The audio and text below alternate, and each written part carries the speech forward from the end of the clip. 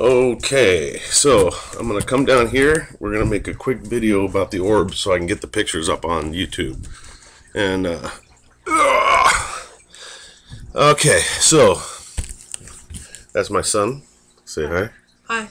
And that's my son's snake.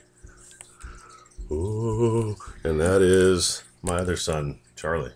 Charlie, give me a kiss. Give me a kiss. That's what I thought. Okay. Anyways, good morning. We're here to talk about the orbs. How do they happen? What are they? What do I think about them? I'll intermix. I'm not sure how I'm going to do the video, but I guess I'll have maybe my voice and then pop some pictures in. I only have 2 pictures of the actual orbs, but I've also blown one of them up. And what I ask you to do is basically more think about what's happening and what the pictures represent, and then leave your feedback and let us know what your experience with orbs are. I'm sort of new to the orb phenomena. The backstory is, most of you know by now that the Falling Awake channel is my newest channel, and I'm in the process of transitioning a lot of the videos that I have that intermixed in my firearms channel over here to the Falling Awake channel. So it's all discombobulated, and I apologize. But in the interim, when all this is going on, what I wanted to say was the cabin property that we have way up in the mountains there on the border of West Virginia is just loaded with interesting phenomena. The very first UFO videos that we saw were up there on that property. Now, we haven't even had that property for a year. It's 12 acres of property, and it's in some pretty heavy-duty land in terms of just ancient land that's steeped in Indian history, and we're still learning about it. But the bottom line is we didn't buy the property to go UFO hunting, but we became extremely interested in the phenomena because we keep having sightings up there. That being said, my other son, and I, so this one, and my other older son, and I, and Charlie the dog, went up there last weekend. And we were only up there for one day. And I was in a pretty bad mood because of it. I wanted to do some, target shooting and have all kinds of fun. So my emotions were pretty negative as we were leaving Sunday morning, because we got there late Saturday. We drove a long way, in my opinion, just to not really spend too much time there. We didn't see any UFOs. There wasn't really anything going on. And we had to rush to get my older son all the way back home so he could go to work. So as I'm walking out, I have my new camera with me, my new Nikon D90, which I'm in love with. It's a digital SLR camera, very, very awesome. Did you see one out? Yeah, just let Charlie out. Thanks. So they've loaded up the truck. They've got all the stuff. We've got everything inside the truck, and as I'm walking back to the truck, I've got my camera with me, and I have this weird feeling that came over me. It was almost strange. It was a thought that was to go take a picture of the creek on the property, and I thought, that's weird. Part of me, because I wasn't internally, my internal dialogue was kind of raging a little bit, like, damn, I can't believe we came all the way up here, and now we got to go back home. And we didn't do anything. We didn't see anything. So I walked over, and I took a picture of the creek.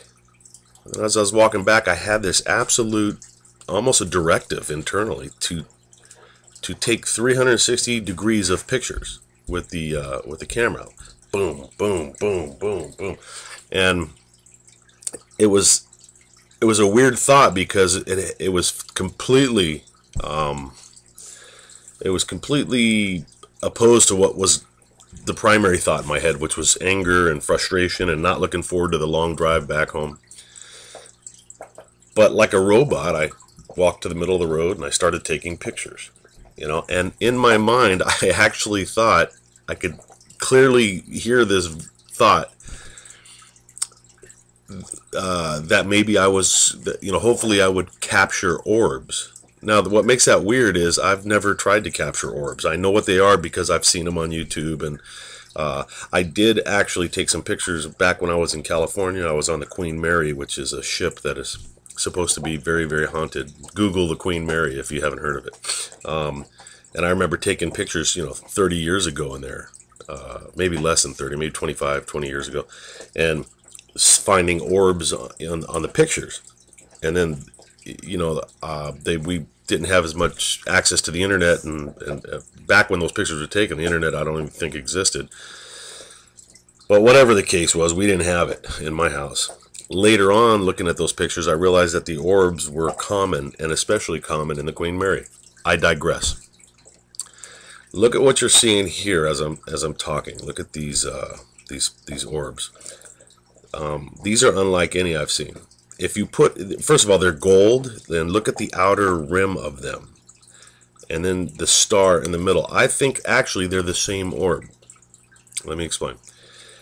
When I first, Sunday afternoon or Sunday evening when we got home and I was reviewing the pictures, the first orb I saw, I thought it was a reflection of something on the ground. I thought it was a gold piece of tinfoil. And I remember thinking, how the heck did trash get on that property? This is very, very remote. And as I clicked through the next couple pictures, I see another one, and I'm like, what are the odds of that, across the road?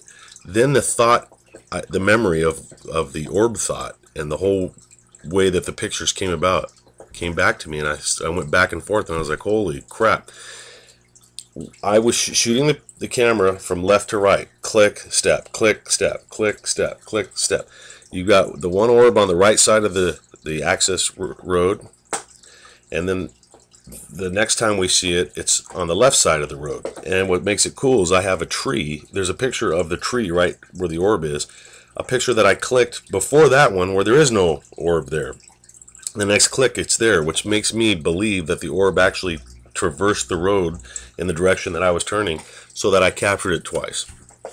Two separate pictures. That's probably all you need to know. If you've even stuck with this video as long as to this point, then you're probably either interested in orbs or you have some knowledge about it. But please leave comments. Let me know what you think. There's nothing worse than making videos and then people don't comment. It makes me I'm wondering, like, how hard is it to just go, yeah, I think your orbs are a reflection, I think it's dust on your camera, oh yeah, these are, because remember, the history of the property so far that we've had it is 2 extreme UFO sightings, and some video that I need to figure out how to get from one. You go to LMS Tactical and scroll through all my videos and you'll see the 2. I've got so many hits on there, I don't want to shut it down on that site. But I'll try and figure out a way to get those videos onto this site. Those UFOs were very orb-like. The strange thing about them was, as we watched them up on the mountain, we thought that they were small. They weren't like ships. They were like orbs, and they would make geometric shapes, and they would come together, and we watched them for over an hour, 2 consecutive days, and then that was it. So anyways, enough about that. Let me know what you think. Have you seen anything like this before, in terms of orbs? Have you seen anything this clear, this bright? I don't know how long I have to make this video, because I also wanted to let you know what I think. After really giving it a lot of detailed thought, I believe that these orbs are the essence of life, whether it's alien life or human life. I think that this is what our spirit is, and I think all life has that. I think if you were on a battlefield and you saw a massive amount of death and you could see the orbs, hypothetical, you would see very similar orbs that, like, are in this picture, rising from where the human body had ceased to live. I think in a car accident where somebody dies, if you had the ability to see orbs, you would see these things rising and moving on. They're energy sources, they're life. I think when you catch a fish and you cut its head off, a little orb comes out. Sad. That's why I haven't gone fishing since I thought of this. There's a little orb in the snake right there. See? And if he bites me, we're going to see his orb right on this YouTube video, because I'm going to cut its head off. I'm just kidding. I love you, snake.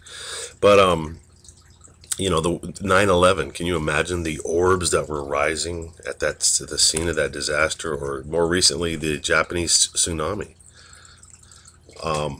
Alien life might be orbs, because, and maybe the color. of the orb that's so different is because of the frequency that it's vibrating at. I mean, everything vibrates. All life is a frequency. It's too early in the morning for me to get too deep into this, but you get the gist. Maybe I'll make a follow-up video. Let's see how this one goes. If you think I'm crazy, say I'm crazy. If you want me to elaborate a little bit more after a cup of coffee and a shower, I'll do that. In the meantime, don't forget to subscribe. Don't forget to leave comments. And, come on, the name of the game is exchanging information. What do you guys think? Stay safe.